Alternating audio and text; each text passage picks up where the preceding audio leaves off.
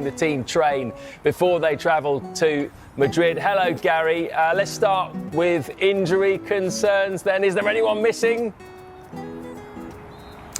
Yeah, when you say cusp, being on the cusp of reaching a semi-final of the Champions League, I don't know whether having a really good chance of doing that is a big cusp or a small cusp, but either way, they're in really good shape, aren't they, Arsenal, ahead of this travel to Real Madrid. Let me move out of the way to bring you the good news for Arsenal fans as we move right over to the pitch on the far side to show you that pretty much everybody is out there, including, good news Arsenal fans, Thomas Partey, who obviously started last Tuesday against Real Madrid, played really well, started against Brentford at the weekend, played well, scored the goal, then went off injured with what Mikel Arteta described as something, and when asked to clarify what something was, the little injury that he picked up, he just said something again, but it obviously was very, very small because he is out there with the rest of the team in these warm-ups and will travel out to Real Madrid. No Jorginho, he picked up a chest injury in that match, wouldn't have started anyway tomorrow night, I don't think,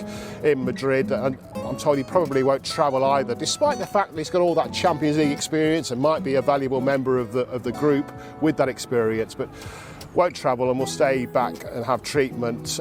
Ben White, who is still having injury issues, picked up something between last Tuesday and the weekend, so wasn't involved against Brentford. He is out there, so it looks like he's available to travel, but I doubt again will be in the starting lineup. But still no Carvalho out there because, Ricardo Calafiori out there because he's still on his way back from injury. But other than that, a pretty clean bill of health.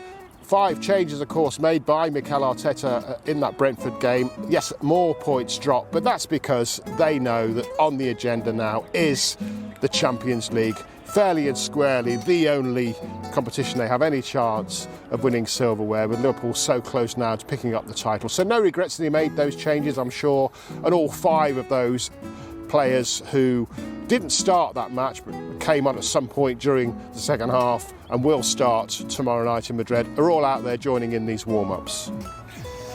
It is a big lead, isn't it, Gary? But this is the Bernabeu they're going to. It's one of the most daunting places to go and defend a lead, isn't it? It is, but I suspect that there is bags of confidence given that performance, given that result on Tuesday night at the Emirates among these players. Just in the foreground there as the players warm up, you can see some of the equipment that they use for training. There's obviously balls, the liquids that they take on, the dummies that they use for set pieces, and also there's that little area there where they've got signs hanging up with zeros on them: 0-0, 0-0, 0-0, 0-0. They take a 0-0 tomorrow night, that's for sure. We're told that the roof is going to be up actually at the Bernabeu because the weather's not going to be great tomorrow night. And I saw on social media somebody reflecting the fact that the roof's going to be up on the Bernabeu, saying that rice cooks better with the lid on. Wouldn't it be brilliant if Declan Rice, still buzzing of course from those 2 amazing free kicks a week ago, could do the same out there at the Bernabeu. The important thing, I think, given that Real Madrid, we've heard from them, are really, really up for this one. They're doing everything they can to try and make sure that they do pull off this incredible comeback. Wouldn't it be great if Arsenal could stop Real Madrid getting off to a good start, a nice early goal, which really would put the pressure on Arsenal. But as I say, there's bags of confidence. We heard in the build-up, didn't we, last week to that victory, the hashtag, which was repeated by Mikel Arteta on numerous occasions, make it happen. And there's a real belief out there. You could see them all smiling and joking with each other as they walked out that they can make it happen. And the supercomputer, you know I love a supercomputer, the supercomputer agrees that it can happen because they've got Arsenal's second favourites to win the whole thing, to win the Champions League. Tomorrow night they make them 91.1% favourites to carry on through into the semi-final, and then to reach the final they're 47.8% second favourites, and to win it they're 24.51% favourites, second favourites to win it. Real Madrid, by the way, the chances, you'll work it out if you can do maths, the chances of them turning things around tomorrow night, they have at 0.9%. By the way, just as we finish with the guys training, the referee tomorrow night, Francois Letexia. That might be a bad omen for the likes of Bukayo Saka and Declan Rice, because he was the referee in the Euros final last summer, which of course Spain beat England. Also, though, bad news for Jude Bellingham, because he experienced the wrong side of that decision, didn't he? But great news, perhaps potentially an omen for Mikel Merino. What another goal from him tomorrow night would mean to Arsenal. There they are. They'll be flying out about 2 o'clock this afternoon, 3 o'clock this afternoon, and then giving the news conference over in Madrid. Later on, we're told, is David Raya sitting alongside, obviously, a very, very nervous, but I think confident Mikel Arteta. Yeah, we look forward to that. Thank you very much, Gary. To Madrid later on this afternoon, and I think we'll start one of 5 players not involved, or certainly from the starting 11 on Saturday. All of them came on in the second half, and will start at the Bernabeu tomorrow night. Mood in training was absolutely phenomenal. I've just watched them, and they're all in a great mood despite the rather drizzly weather.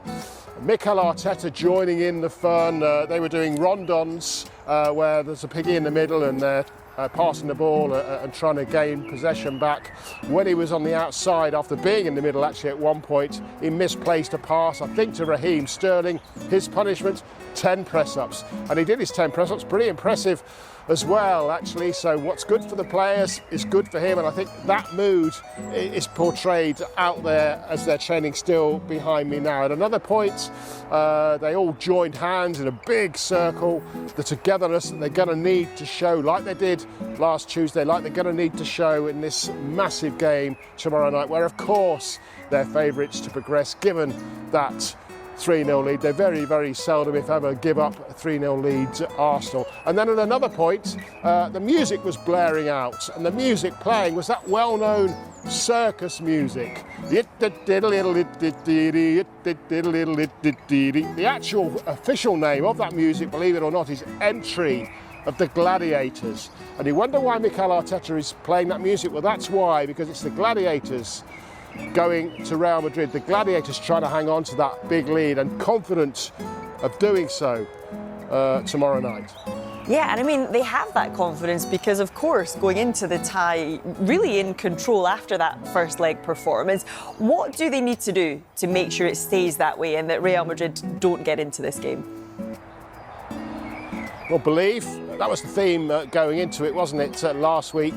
That being convinced that Mikel Arteta called for, the crowd as well. Of course, the crowd this time will be very much on the other side of the equation. There'll be a really hot atmosphere. Real Madrid believe as well, that's for sure. They're putting everything they can into this return leg. They're geeing up the crowd, they're geeing up the players. They are the kings of the Champions League, of the European Cup, so it will be a lot on Arsenal's plate. They don't want to concede, do they, an early goal. They don't want to go into that stadium with any doubts whatsoever. They have got the 11, I think, all fit and available to start. Mikel Arteta, given the injury situation, Gabriel, of course, he would normally have in that starting 11, but Kivior has done such a good job next to Saliba that they'll be confident. They've had 3 games together now, those two, and they've played well together, kept a clean sheet against Real Madrid. You can't really ask much more of that. So yeah, they just need to build on that confidence that they've got, on that spirit that they had in the training ground, and just keep Real Madrid at bay in that hothouse of a stadium for as long as possible. A 0-0 would be great, but of course they've got that 3-goal margin to just sit back, potentially to start with, and try and hold on to for as long as possible. But they're not really scared, I don't think, of Real Madrid, because they saw Real Madrid last week. Real Madrid, of course, were being built up as the kings of the Champions League, which they are. But of course, they've now lost 5 games so far in this Champions League this season. And the roof will be on tomorrow night, we're told. The weather's not going to be great in Madrid tomorrow night. And as I mentioned in training, as I've seen on social media, some wag on social media saying the roof's going to be on at Real Madrid.